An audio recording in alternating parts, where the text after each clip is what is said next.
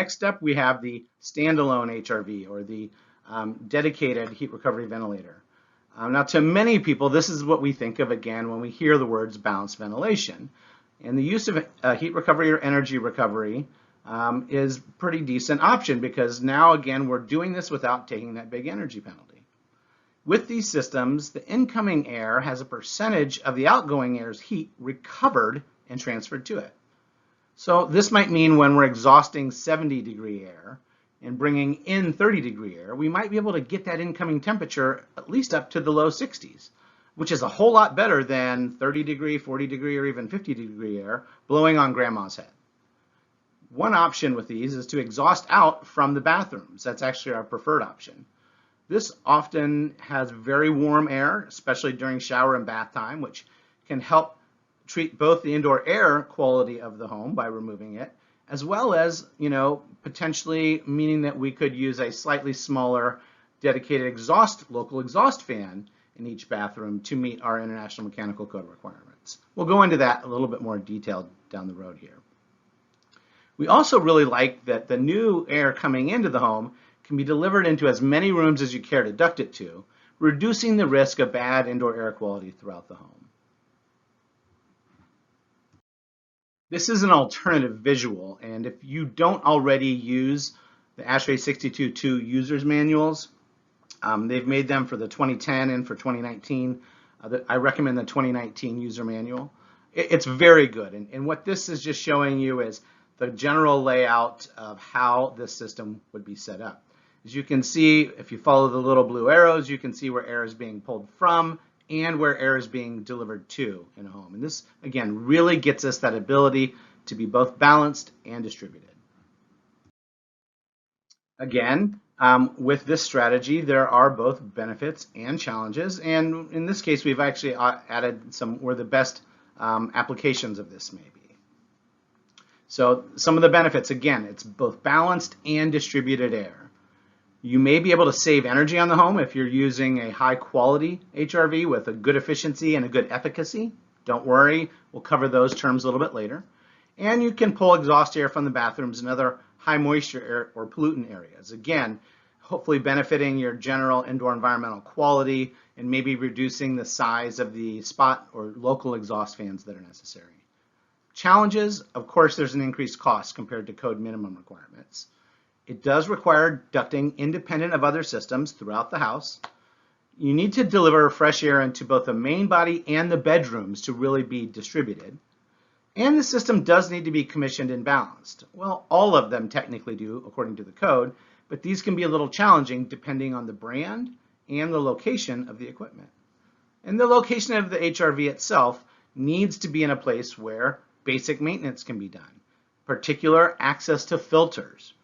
Now, this is generally a really good strategy for homes that use something like ductless heat pumps or radiantly heated homes or any type of heating and cooling system that is not inherently central and already distributed. If you have enough space, you can also put this in with a home with a central air handler, like a furnace or central heat pump. You're just running twice as much ductwork. So maybe you're saying, well, I don't want to run twice as much ductwork because I do have a central air handler. Again, maybe I have a gas furnace with an air conditioner, or maybe I have a central heat pump. Well, there is an option to integrate a heat recovery ventilator into that central air handler. And this sometimes combines both the best and the most challenging components of the other options. So in this case, the HRV or ERV is going to be ducted directly into the central ducting system for your central air handler. So this might reduce the amount of new ductwork needed and should ensure great distribution, right? Because your central air handler is already moving air to all the rooms. However, it also means that we may be relying on the air handler fan to move the air around, which is a lot higher energy draw than just using the fans included in the heat recovery ventilator. This integration will likely work best when connected to the supply side of your central distribution system, which may sound counterintuitive. We'll go into that more later.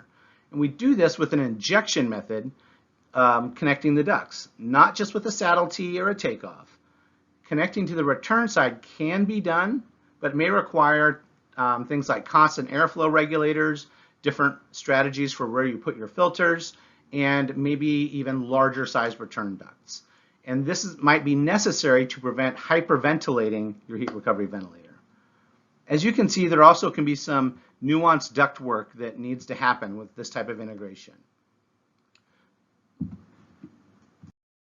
Our team has actually done some experimenting to make sure that this integration into the supply side will actually work. So you can kind of see this supply insertion in a demonstration product that we built. What ends up happening is, much like a rock in a river, there's a little kind of safe space, right? The eddies and whirls in the river that go around the rock create a little pocket of less turbulence. And that's what happens when this elbow or injection port is put into the central air handler. This allows our fresh air from our heat recovery ventilator to blend and mix quite well into a little pocket of less turbulent air. And then the entire system will pick that up and deliver it throughout the house. Again, we have both challenges and benefits, right? So the benefits we've already basically covered. It's balanced, it's distributed. You can select a variety of different heat recovery ventilators. You may even have multiple ways to do filtration, both filtration in the HRV and filtration in the home. So in wildfire areas, you might have double the benefit. But there are also some challenges to this system. Of course, it costs more than the code minimum, and it does require still running the exhaust ducting independent of the other systems. We're saying that half of the system should still be ducted independently. And this is where it gets really challenging. System commissioning and balancing when you're integrating into a central air handler can be pretty challenging. You need to have a good order of operations for how you commission the entire HVAC system, including the heat recovery ventilator. And it's going to be really critical and can be a little challenging. So there's a bit of a learning curve for this strategy for most builders and HVAC trades. And of course, we still have that same challenge of where do we put the heat recovery ventilator to make sure we have access to the filter and maintenance. So this is a pretty good application when you have a fairly tight home that already has a central air handler. And it's best to make sure that you size and control to run the HRV continuously, regardless of how often the air handler fan moves. So again, some challenges and some good applications for this strategy. It's still maybe not our preferred. Our preferred is still the fully distributed standalone HRV, but we do recognize that as you're bringing this into your work maybe newly, this may be a more enticing approach. So we want to make sure we cover it. We're going to go into greater details in some steps for success in just a few minutes, and we'll look at each of these in more detail.